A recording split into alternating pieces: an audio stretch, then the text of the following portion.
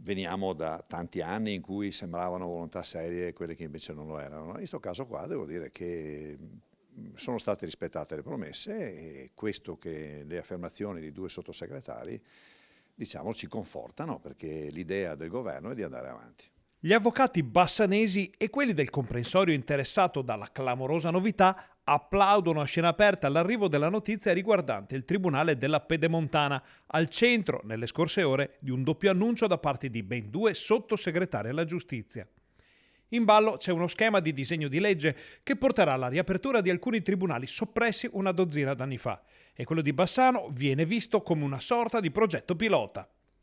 Applausi a scena aperta, dicevamo, anche per le ricadute che il ritorno di un tribunale nella città del Ponte porterà per tutta l'area di competenza. E noi contiamo che con la ripresa dell'attività giudiziaria, con un movimento ulteriore di avvocati, tecnici, periti, tutto quello che ci gira intorno, con un circondario che diventa quasi 3 volte quello che avevamo prima, la cosa possa essere molto utile per la nostra città. Dati notevolissimi identificano un territorio che è stato selezionato da chi vuole riordinare la geografia giudiziaria proprio per le sue caratteristiche. Il 2% dell'export nazionale da quest'area qui, questa dove ci sono 500.000 abitanti. Le imprese, una presenza di imprese, 26 imprese per chilometro quadrato quando la media nazionale è 13 o 16, cioè c'è una necessità locale di avere un'amministrazione specifica.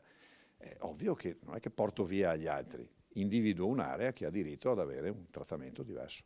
Insomma, le esigenze sono chiare e sono pure tante, ma sono tante anche le voci che si levano contro l'apertura del Tribunale bassanese, prime fra tutti quelle dei presidenti degli ordini degli avvocati di Vicenza, Padova e Treviso. Ognuno ha la propria opinione, sono tutte quante rispettabili, per cui per carità poi c'è sempre, nelle aule di giustizia, come ha detto il sottosegretario una volta che è venuto a Bassano, è scritto il nome del popolo italiano. Qui ci sono 550.000 abitanti che l'hanno chiesto.